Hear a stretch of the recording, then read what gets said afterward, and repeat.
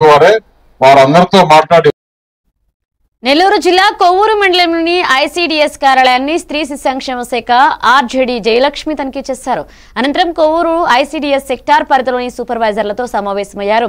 అంగన్వాడీ కేంద్రంలో చిన్నారులకు ప్రభుత్వం అందిస్తున్న పౌష్టికాహారంపై ఫేస్ యాప్లో వివరాలు తెలుసుకున్నారు. అనంతరం ఆమె మాట్లాడుతూ అంగన్వాడీ కేంద్రానికి వచ్చే చిన్నారులను పూర్తి స్థాయిలో హాజరయ్యేటట్లుగా చూడాలని సూపర్వైజర్లకు సూచించారు. పౌష్టికాహారం అందరికీ అందేలా చూడాలన్నారు. ఈ సమావేశంలో సిడిపిఓ జ్యోతి, కొవ్వూరు పరిధిలోని సూపర్వైజర్లు పాల్గొన్నారు. మీరు గ్రూప్లో పెట్టాలి, మానిటర్ చేయాలి.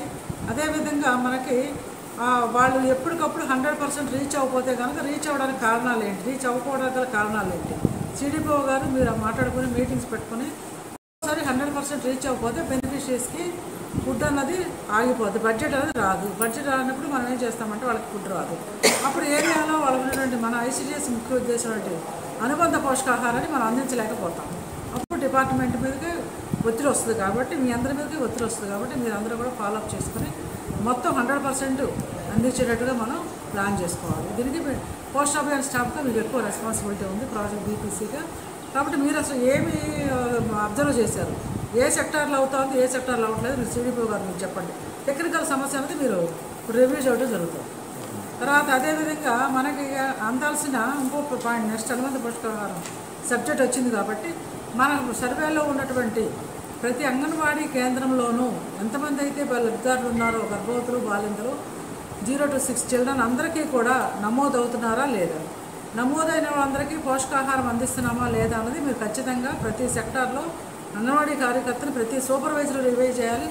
ప్రతి సూపర్వైజర్ని కూడా సిడిపిఓ రివ్యూ చేసి అందరికీ పోషకాహార అంతే విధంగా చూడాలి. ఎక్కడైనా హ్యాబిటేషన్స్ దూరంగా ఉన్న హ్యాబిటేషన్స్లో ఫుడ్ అంతుందా లేదా అన్నది ఖచ్చితంగా మీరు ఫాలోఅప్ చేయాలి. ఇంకోటి ఏంటంటే తీసుకున్న టీహెచ్ఆర్ గర్భవతులకి బాలింతలకు టీహెచ్ఆర్ ఉంది. కాబట్టి వాళ్ళు టీహెచ్ఆర్ ఇంటికి తీసుకెళ్ళి టేక్ హోమ్ రెస్ట్ ఇంటికి తీసుకెళ్ళిన తర్వాత వాళ్ళు తీసుకుంటున్నారా లేదా అన్నది మనం హౌస్ విజిట్ చేసి అంగన్వాడీ కార్యకర్తలు కూడా ప్రతిరోజు అలర్ట్స్ ఇస్తూ మనం కంపల్సరీ ఫీల్డ్ మీద మీకున్న సెంటర్స్లో ఎక్కడా కూడా ప్రాబ్లం రాకుండా 100% కవరేజ్ వచ్చేటట్టు ప్రతి ఒక్క సూపర్వైజరు కూడా కాన్సన్ట్రేషన్గా చేయాలి. ఎక్కడైనా తేడా వస్తే ఎవరికన్నా ఫుడ్ తేడా వచ్చిందనుకోండి, వాళ్ళకి ఇచ్చేటటువంటి మన ప్రభుత్వ ఉద్దేశమైనటువంటి అనుబంధ